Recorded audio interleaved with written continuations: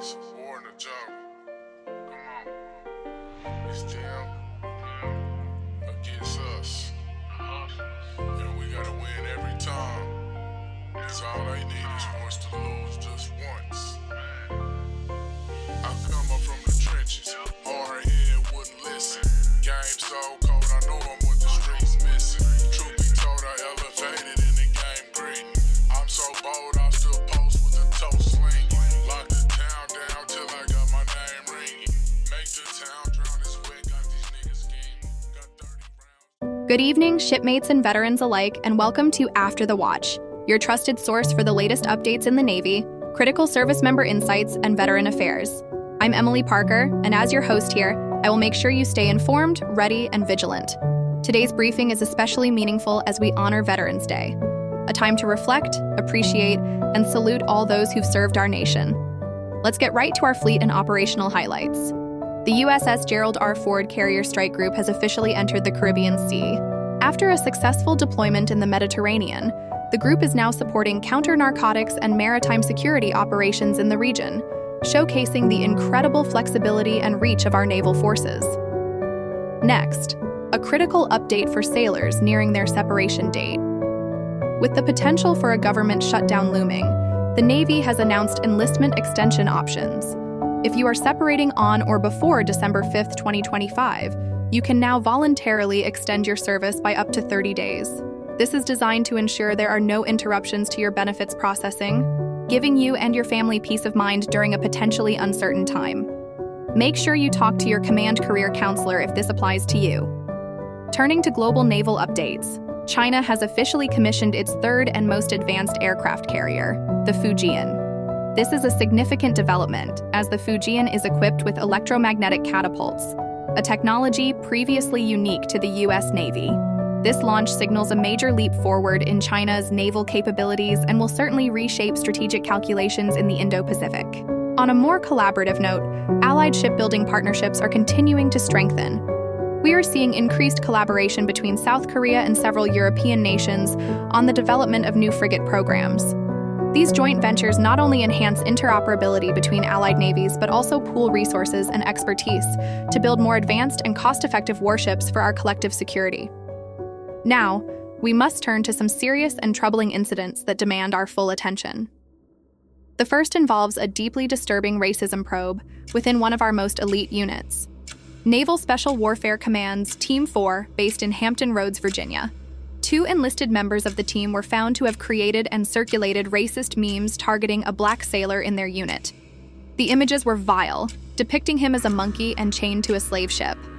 This misconduct reportedly began back in 2022 and continued until the sailor bravely came forward and reported it earlier this year. To make matters worse, the targeted sailor had his SEAL qualifications revoked during this period. Thankfully, following a thorough investigation, justice is beginning to take shape.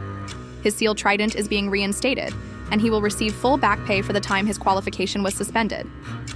The 2 members who created the memes are facing non-judicial punishments and have received punitive letters in their files. But the accountability doesn't stop there. Platoon and team leaders are also facing disciplinary action for their glaring failure to respond to the initial complaints. This case exposes far more than just individual acts of racism. It points to deeper structural and cultural issues that must be addressed. As of March 2021, 95% of SEAL officers were white, and just 2% were black. These numbers tell a story of their own. The key takeaway here is that a top-tier combat unit is grappling with a profound failure of leadership. The inaction of those in command is just as corrosive as the racist acts themselves. This is an urgent call for accountability and cultural reform from the top down. Next, we must cover a tragic case that has shaken the Navy community to its core. Jeremiah Taylor Copeland, a culinary specialist seaman, was charged on August 22nd with the premeditated murder of 21-year-old Angelina Petra Resendez. Angelina was assigned to Naval Station Norfolk when she went missing on May 29th. Her remains were later discovered on June 9th in a wooded area, a heartbreaking end to a desperate search. The evidence presented in this case is chilling. Copeland allegedly stowed her remains in a duffel bag for approximately 4 days. Investigators have pointed to his Apple Watch data, which reportedly tracked anomalous biometric spikes during that exact time frame, suggesting extreme physical exertion. But the horror of this story deepens. Prior to the murder charge, Copeland was already facing multiple charges of sexual assault, abusive sexual contact, and aggravated assault through strangulation from his time on the USS Harry S. Truman and during shore leave. Angelina Resendez's family and advocates are accusing the Navy of fostering a broken culture that ignored clear warning signs and repeatedly failed to protect its members. They've drawn parallels to the tragic case of Army Specialist Vanessa Guillen, whose murder also exposed systemic failures in how the military handles sexual assault and harassment. The key takeaway from this devastating case is the urgent, non-negotiable need for cultural reform, stronger oversight, and real protections for victims. This isn't just about one sailor's horrific actions. It's about a system that may have allowed a predator to remain in its ranks. Our third detailed incident is a stark reminder of the persistent threat of espionage. Jin Chao Wei, a machinist's mate third class serving aboard the USS Essex at Naval Base San Diego, was convicted on August 21st of selling U.S. Navy secrets to a Chinese intelligence officer. Over a period of 18 months, he was paid approximately $12,000 for betraying his country and his shipmates. Between March 2022 and August 2023, Wei transmitted a trove of sensitive information, including photos and videos of Navy ships, data on ship movements, and technical manuals containing critical defense information. The most alarming detail? He initiated contact with the Chinese agent on social media just after completing counterintelligence training, which specifically warned sailors about these exact foreign recruitment tactics. The agent disguised themselves as a so-called naval enthusiast, with ties to a Chinese shipbuilder, a classic honey trap. This is a major breach of trust within the fleet's vital technical ranks. It highlights the insidious and ever-present risk of insider threats, and shows how even a junior sailor can potentially compromise national security. Now for our Medical Watch segment. Today, we're talking about sleep apnea. This is a condition where breathing repeatedly stops and starts during sleep. It's particularly common among service members due to irregular schedules, high-stress environments, and the general wear and tear of operational life. The signs to watch for are loud snoring, constant daytime fatigue even after a full night's rest, morning headaches, and increased irritability. If this sounds like you or someone you know, don't just tough it out. Help is available. Treatments range from CPAP machines and oral appliances to simple lifestyle changes. Please contact your VA sleep management clinic or your unit's medical officer to get checked out. Your health is your most important asset.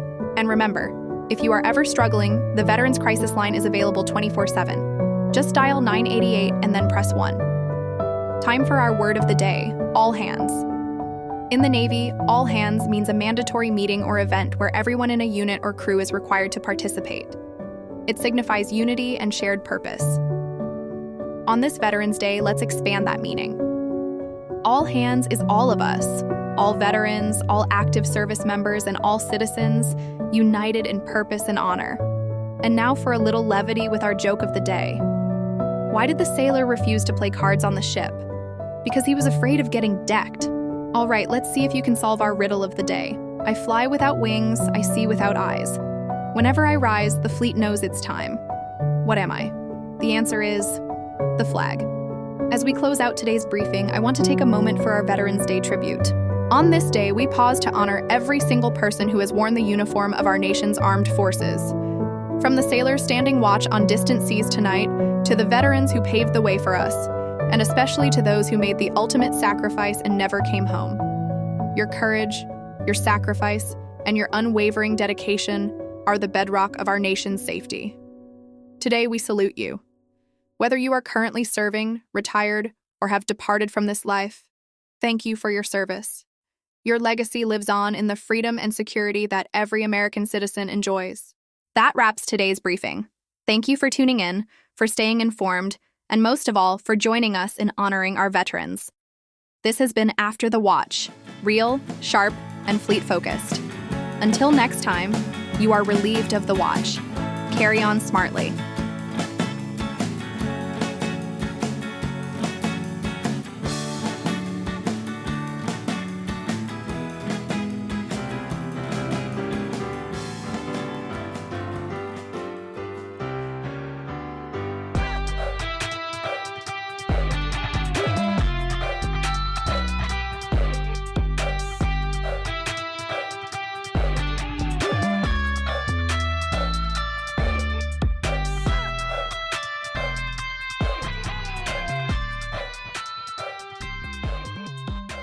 This is America, where the rivers flow from sea to shining sea.